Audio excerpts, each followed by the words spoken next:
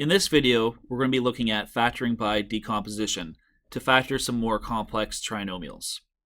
In our last lesson, we looked at factoring simple trinomials, and that's when the trinomial had the first term with a coefficient of 1. Now, in this case here, we do have a coefficient of 1 on the x squared term, but this trinomial is a little more confusing because we have two variables in there. We have x and we have y. So it's going to take a little bit more work, but I'll show you how to do it. So what we want to do, we want to still think of two numbers that multiply to this last coefficient of 16 and add to the middle term, which is negative 8. Now, after a little bit of thinking, I'm sure you guys can figure out that those numbers are negative 4 and negative 4.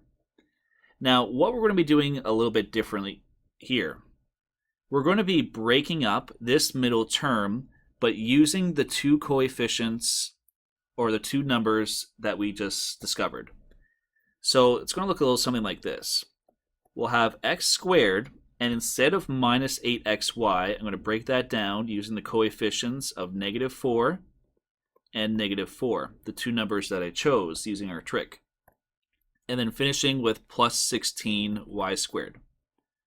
Now, if you take a look at it, negative 4xy minus 4xy is still the same thing as what the original question had, which is negative 8xy. So we haven't really changed anything, we've just wrote it out in a different way. Now we're going to do factoring by grouping. Now for factoring by grouping, you're first going to factor, but only the first two terms. Now, what I can factor between those two is an x, and I'll be left with x minus 4y. Now I want to do the same thing for the last two terms. And because this first term here that I'm going to be factoring is negative, I am actually going to factor out a negative value. And between these two, I can factor out a 4y. So minus 4y is factored out. And if you take a look, we're left with x minus 4y. Now, you've done this correctly if you have the same binomial that is factored out. Now, this is going to allow us to factor by grouping. So x minus 4y, and if you think about when we were expanding binomials, that binomial x minus 4y is being multiplied both by x and by minus 4y. So if we were to factor this, we would get x minus 4y times x minus 4y. Now, if you take a look at that, there is one little extra step that we would want to do to factor it completely. Because these two binomials are the same, fully factored, we would say x minus 4y squared. Because if something is squared, that means it's multiplying itself, just like these binomials are doing. The next example, number 2, we'll do in class. But now we're going to take a look at factoring trinomials in the form ax squared plus bx plus c. So the difference here is there is going to be a coefficient on that x squared term. Now, we are still going to find two numbers that add up to the b term, or the b coefficient. But what's going to be a little bit different now is that now our numbers must multiply to the product of a times c. So not just whatever the last number is, the constant term, it has to be a times c. So as an example here, number 3a, 3x squared minus 7x plus 4.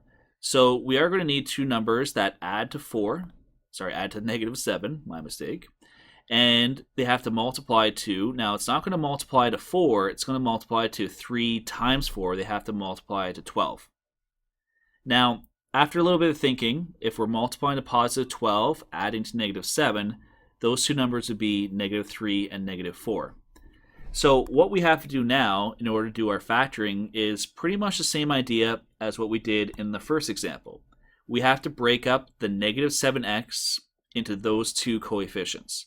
So I'm going to write 3x squared, and I'm going to break up the minus 7x using our coefficients. So I'll have minus 3x, minus 4x, and then finishing with the plus 4.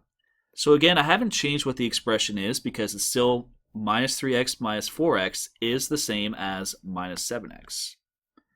All right, so now I can do my factoring by grouping. And what you'll notice here is there's a reason why I put the minus 3x first. I could put the minus 4x first, but by putting the minus 3x first, it allows me to kind of nicely factor with the first term. So between 3x squared and minus 3x, I can factor out a 3x.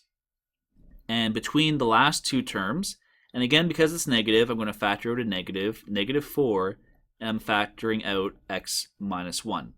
Now, just like last time, I have the same binomial, so that means I've done the right thing. And our answer here will be 3x minus 4 times x minus 1. So that's how we factor by decomposition. So the big difference is, well, number one, we have to factor by grouping, as we saw in the first example.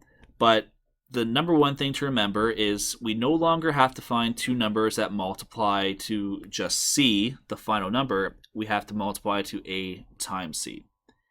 So we'll do the rest of the examples together in class, and hopefully we'll be experts at factoring after that.